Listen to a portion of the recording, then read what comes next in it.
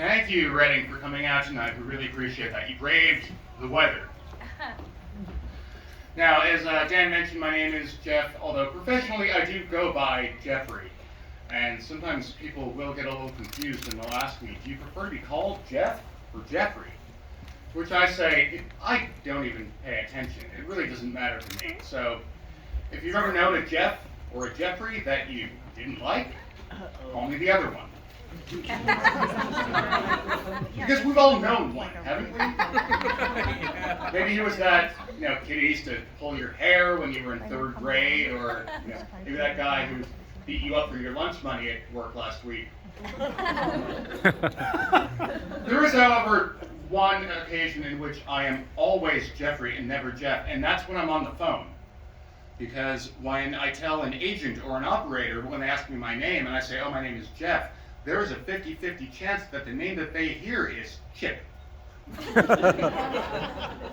And I mean no offense to anybody out there tonight if your name, happens to be Chip. No offense intended whatsoever. I just want you to know that you have the stupidest name on the planet.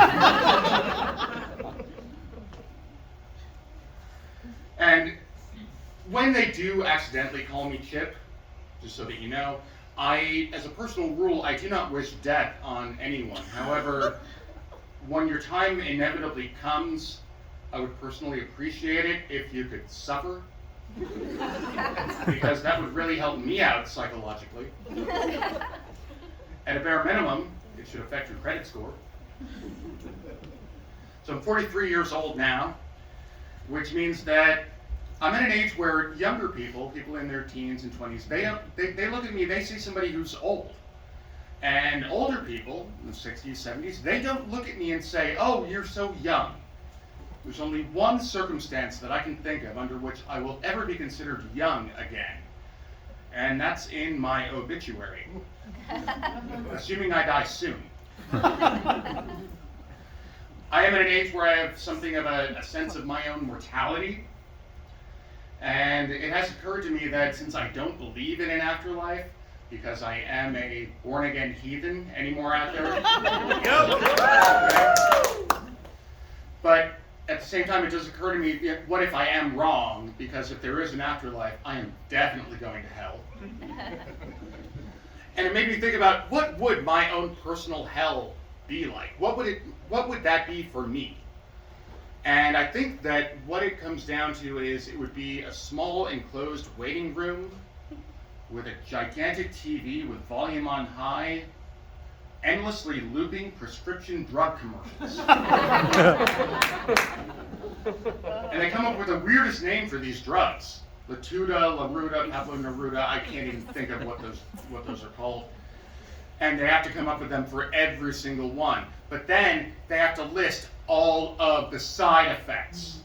All of the side effects that go along with that drug. And they go on and on and on. They're required to do this. So side effects may include hair loss, weight gain, weight loss, vomiting, diarrhea, occasionally a slight case of death. Do not take if you suffer from mental illness. By the way, I have ennui. Hey. Nobody remembers their 9th grade vocabulary, I see now. The thing is that I used to think that I was something of a hypochondriac, but turns out it was psychosomatic. Every once in a while when I meet new people, as they get to know me, they tell me, by the way, do you realize that you come off as overtly abrasive? That's the term that they use, overtly abrasive. To which I say, I have no idea what you're talking about, you talentless piece of shit. No, I don't actually say that. I just think it really loudly. I had a really good pandemic. I don't know about you guys. I definitely had a really good pandemic because, as it turns out, I was already socially distant. Any of you guys hear about this thing? It's a genomic problem where some people, a small amount of the population, maybe 9 or 10% of people, when they eat cilantro, it tastes like soap. So they can't eat cilantro. And of course, I'm the bad guy because I don't think they should be allowed to reproduce. I just sterilize them. It's okay. Call me bad. I'll be all right. I think this guy, Terry, that I met recently, I think he's a serial killer, but I really can't be sure. Terrible with names.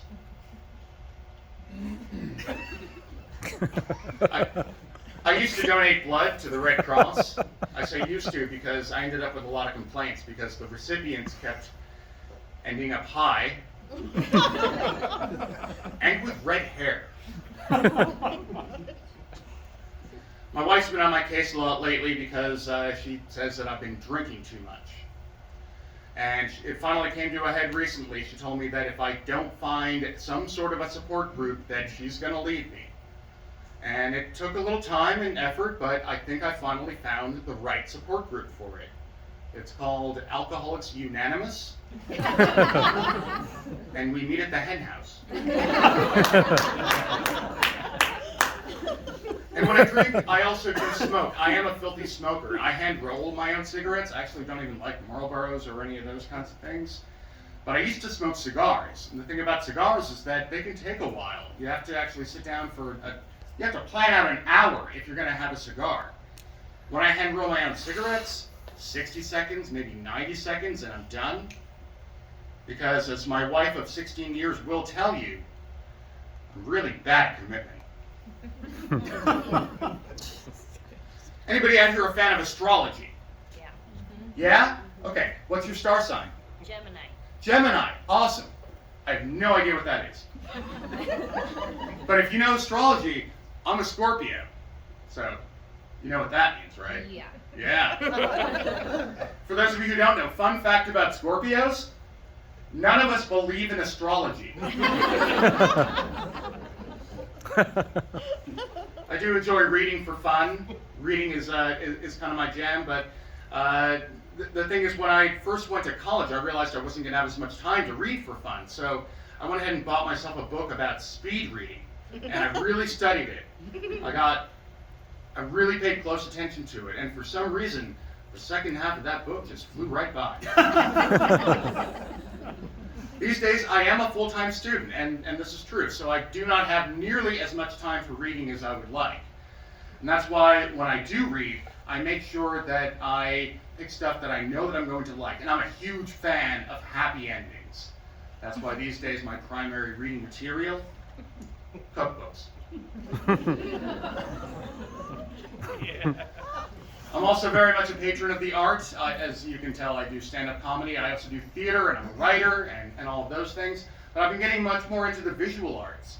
And have you paid any attention to this controversy about Michelangelo's statue of David? No, I'm guessing not. Okay.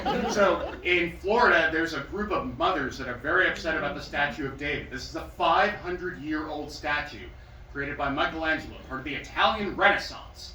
A classic. The thing is, he's nude, and they don't like that because he's got his bits hanging out. Oh, boo-hoo. Now, here's the thing. This is the same David from the Bible, okay? This is David, King David, who used a slingshot and slew Goliath.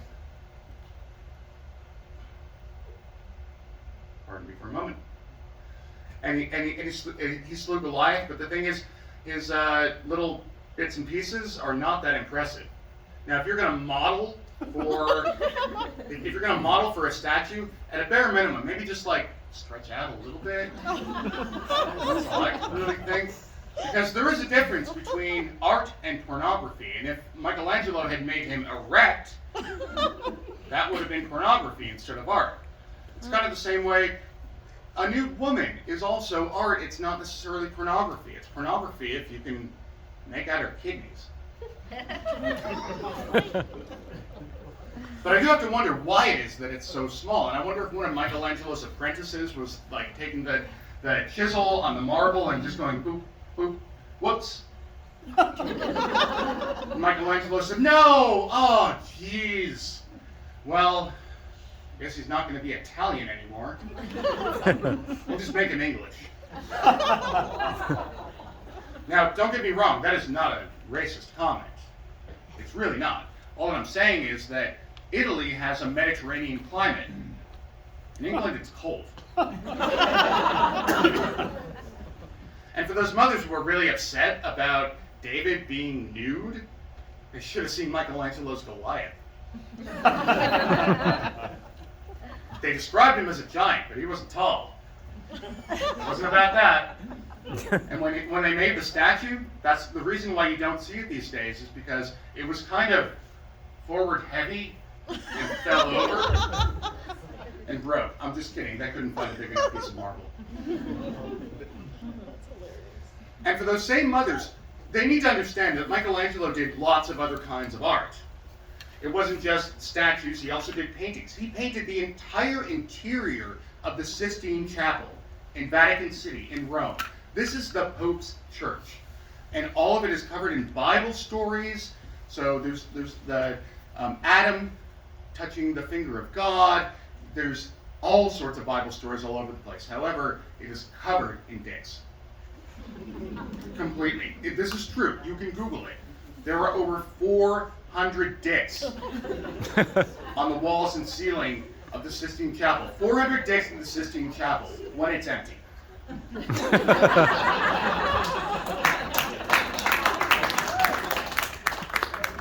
Those same mothers aren't protesting that one now, are they? All right. Thank you very much, everybody. That's my time.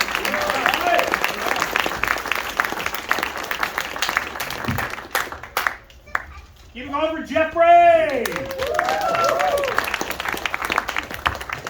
He's got his clothes on. Jeffrey Taylor. One more time for Jeffrey. That was good.